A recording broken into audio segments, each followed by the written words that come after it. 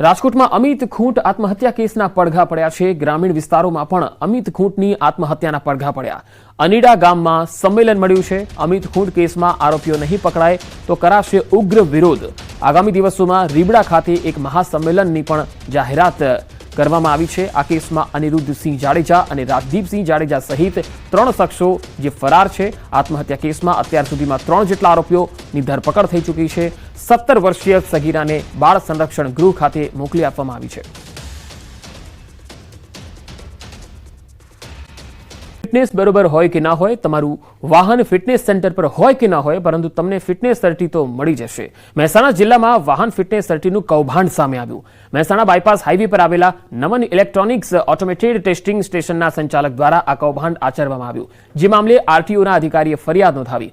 Commercial નવા વાહનને દર 2 વર્ષે ફિટનેસ ચેકઅપ કરાવવું પડે છે અને સર્ટી મેળવવું પડે છે, પરંતુ નમન ઇલેક્ટ્રોનિક્સ દ્વારા ખોટા સર્ટી ઇસ્યુ કરવામાં આવતા હતા। જે મામલે ટેસ્ટિંગ સ્ટેશનના સંચાલક સંજય રામાણી વિરુદ્ધ ફરિયાદ નોંધાઈ છે। કોમર્શિયલ વાહનની ચકાસણી વિના જ ફિટનેસ સર્ટી આપવામાં આવતા હતા। પોતાના આર્થિક ફાયદા માટે આ કૌભાંડ આચરવામાં આવ્યું। સરકારી રેકોર્ડ સાથે ચેડા કરી કુલ 316 વાહનોનો ફોટો મોર્ફ કરી અને વાહનની અનુપસ્થિતિમાં વાહનની ઉપસ્થિતિ દર્શાવતા હતા। કૌભાંડમાં એવું છે કે અહીંયા વ્હીકલ આવીને ફિટનેસ કરવાનું હોય છે। જ્યારે જે ફરિયાદી જે આરોપી છે એમાં એવું ધ્યાને આવ્યું કે ફિટનેસમાં વ્હીકલ આવતું ન હતું અને બરાબર એને સર્ટિફિકેટ આપવામાં આવતું હતું। એવા કુલ 316 વ્હીકલ એવો જાણવા મળ્યા છે, જેમાં વ્હીકલ આવ્યા વગર આને બરાબર ફિટનેસ કરવામાં આવ્યું। કોઈ પણ ટ્રાન્સપોર્ટ વ્હીકલ હોય અને નવું લીધા પછી 8 વર્ષ સુધી દર 2 વર્ષે ફિટનેસ કરવાનું હોય છે અને 8 વર્ષ ઉપરનું વ્હીકલ હોય અને દર વર્ષે ફિટનેસ કરાવવા આવું ફરજિયાત હોય છે। 316 વાહનોમાં જે અનફિટ હતા તેઓને કોઈ પણ પ્રકારની ભૌતિક ચકાસણી કર્યા વગર, સ્થળ ઉપર એ વાહનોને ચેક કર્યા વગર ફિટનેસ સર્ટી ઇસ્યુ કરવામાં આવેલા હતા। આમ કરીને તેઓએ સરકારી રેકર્ડ સાથે ચેડા કરેલા છે। આ જે વાહનો છે તેના મોર્ફ કરેલા ફોટોગ્રાફ્સ ઓનલાઈન પોર્ટલ ઉપર અપલોડ કરાવેલા છે। જિલ્લામાં આરટીઈ હેઠળ પ્રવેશ મેળવવા 637 ઓનલાઈન અરજી મળી, જેમાંથી 537 અરજી મંજૂર થઈ। 537 પૈકી 305 વિદ્યાર્થીઓને પ્રથમ રાઉન્ડમાં પ્રવેશ આપવામાં આવ્યો, પરંતુ 50,000થી ઓછી આવક ધરાવતા જે શંકાસ્પદ દાખલાઓ છે તેની ખરાઈ કરવામાં આવી, જેમાં આરટીઈનું કૌભાંડ સામે આવ્યું। જિલ્લા પ્રાથમિક શિક્ષણ અધિકારી અને તાલુકા વિકાસ અધિકારીની તપાસમાં આવકના 47 દાખલા ખોટા નીકળ્યા હોવાનું સામે આવ્યું, જેને લઈ 29 વિદ્યાર્થીઓના પ્રવેશ રદ કરવાની ફરજ પડી। સમગ્ર મામલે ભચરવાડામાં રહેતા એજન્ટ દર્પણ પટેલના ઘરે પણ તપાસ ધરાઈ। કૌભાંડમાં દર્પણ પટેલની કોઈ સંડોવણી હશે તો તેની પણ સામે કાર્યવાહી થશે। આવક ધરાવતા તમામ જે દાખલા હતા એ દાખલાનું ટીડીઓ મારફત તલાટીશ્રીઓ પાસેથી માહિતી મંગાવેલી હતી। આવકના દાખલાઓની ખરાઈ કરાવવામાં આવી હતી। એની અંદર કુલ 29 વિદ્યાર્થીઓ અરજદારો જે હતા એ લોકોના આવકના દાખલા ખોટા જણાયા હતા। તાત્કાલિક ધોરણે 29 વિદ્યાર્થીઓના પ્રવેશ અમારા કક્ષાએથી રદ કરવામાં આવે છે। તેમના નામના ખોટા લેટર પેડ બનાવી અને આરટીઈ હેઠળ પ્રવેશ લેવા માટે આવકના દાખલાઓ બનાવેલા છે। તારીખ 3/3/25 થી તારીખ 8/3/25 સુધી આવી રીતના ખોટી આવકના દાખલાઓ, ખોટા સહી સિક્કા બનાવી અને સાચા તરીકે ઉપયોગ કરેલ છે, તે બાબતનો ગુનો દાખલ થયેલ છે। રાજકોટ શહેરના ઇન્દિરા સર્કલમાં સિટી બસ દ્વારા સર્જાયેલા અકસ્માત બાદ જાણે સિટી બસ સંચાલકોને વિવાદનું ગ્રહણ લાગી રહ્યું છે। સિટી બસના એક બાદ એક વિવાદ સામે આવી રહ્યા છે। બીઆરટીએસ સિટી બસ મળી કુલ 264 બસમાંથી માત્ર 86 બસ જ ચાલુ છે। સિટી બસ તેમજ બીઆરટીએસ બસ સહિત કુલ 148 બંધ છે। વિવાદનું કારણ એક તરફ ડ્રાઈવર દ્વારા વધુ કલાક આપવાની માંગણી કરવામાં આવી રહી છે, બીજી તરફ રાજકોટ મહાનગરપાલિકા દ્વારા નવી સેફટી ગાઈડલાઈન પ્રમાણે ડ્રાઈવર 8 કલાકથી વધુ ડ્યુટી ફાળવવામાં આવતી નથી। મહાનગરપાલિકા દ્વારા જે બસ બંધ રહે છે તેમને દંડ કરવામાં આવે છે।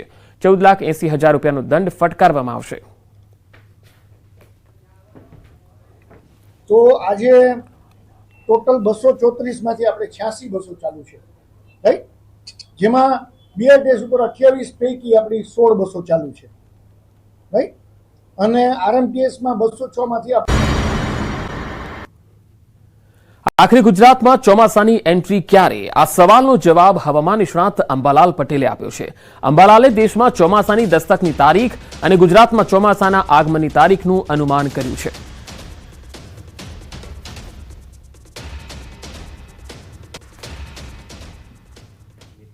28 મે આસપાસ આંદોમાન નિકોબાર ટાપુમાં વરસાદ થવાની શક્યતા છે કદાચ મોન્સૂન ધરી લગભગ નીચે ITC Z inter tropical convergence zone ઉપર આવવાની શક્યતા રહેતા આ વખતે ચોમાસું દક્ષિણ તટે કેરળ કાંઠે 28 મે આસપાસ આવવાની શક્યતા રહે. પણ ઘણી વખત ચોમાસું આવતા વચમાં અટકી જતું હોય છે, જેના કારણે 28 મેથી 5મી જૂન વચ્ચે લગભગ કેરળ કાંઠે ચોમાસું આવવાની શક્યતા રહે અને ગુજરાતમાં 8મી જૂન આસપાસ ચોમાસાની ગતિવિધિ શરૂ થઈ શકે અને કેટલાક ભાગમાં 8મી જૂન આસપાસ વરસાદ આવી શકે. ત્યારબાદ 15 જૂન પછી પણ વરસાદ આવવાની શક્યતા રહેશે. એટલે આ વખતે ચોમાસું જે છે એ દક્ષિણ છેડે વહેલું આવવાની શક્યતા રહેશે. જોકે 8મી જૂન પછી આવતો વરસાદ ભિન્ન ભિન્ન ભાગોમાં હોઈ શકે, પણ સાચું ચોમાસું 15 જૂન આસપાસ આવવાની શક્યતા રહેશે.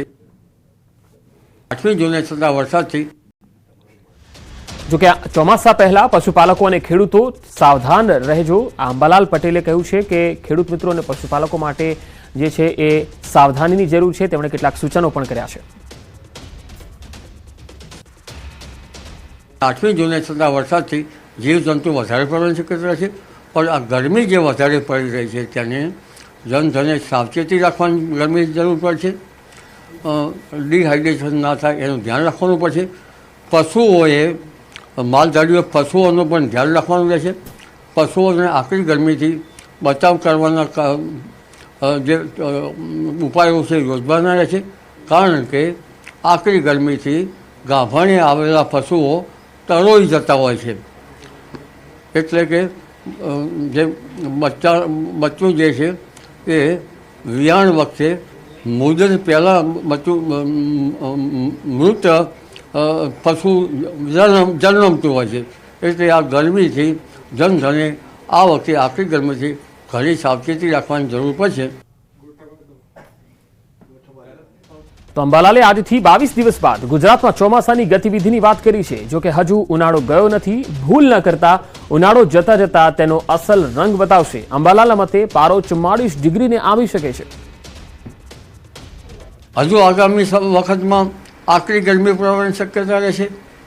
25 મેથી લગભગ અમદાવાદ, ગાંધીનગર કે મધ્ય ગુજરાતના ભાગોમાં મહત્તમ ઉષ્ણતામાન 43 ડિગ્રી, 43 ડિગ્રી સેલ્સિયસ કે 44 ડિગ્રી સેલ્સિયસ થવાની શક્યતા રહેશે.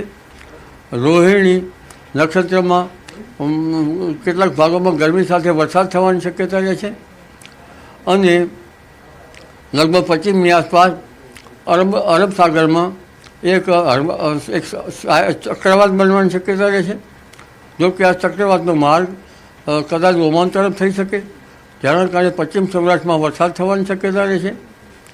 અને ત્યારબાદ લગભગ 8મી જૂન આસપાસ દરિયામાં પવનો બદલાશે અને કેટલાક ભાગમાં વરસાદ થવાની શક્યતા રહેશે. તેમજ લગભગ બંગાળ ઉપસાગરમાં પણ મે માસમાં 14-15 મે આસપાસ ચક્રવાત સર્જાવાની શક્યતા રહેશે. હળવા પ્રકારનું કે લો પ્રેશર બનશે. તો ચોમાસાના આગમન પર મોટી ખુશખબર. કેરળથી ચોમાસું અંદાજે માત્ર 300 કિલોમીટર દૂર અરબ સાગરના દક્ષિણ ભાગમાં આ ચોમાસું બેઠું છે. ચોમાસાને આગળ વધવા માટે અનુકૂળ સ્થિતિ બતાવાઈ રહી છે. એટલે કે 2024 કરતા 7 દિવસ વહેલું ચાલી રહ્યું છે ચોમાસું. ગયા વર્ષે 22 મે જ્યાં પહોંચ્યું હતું ત્યાં આ વખતે આજે જ આ ચોમાસું પહોંચી ગયું છે.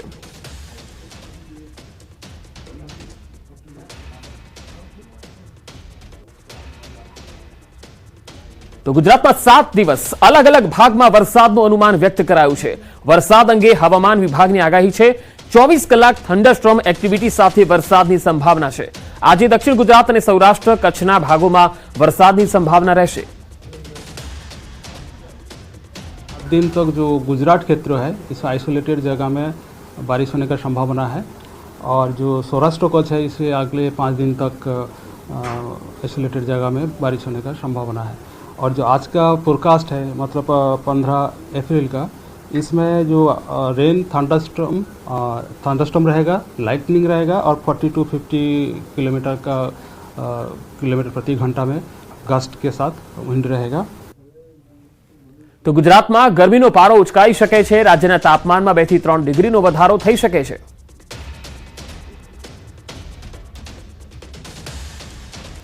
तापमान का जो उच्चतम तापमान अगले 3 दिन तक 2 से 4 डिग्री सेंटीग्रेड तापमात्रा बढ़ोत्तर होने का संभावना है। उसके आगे कोई बड़ा बदलाव नहीं रहेगा।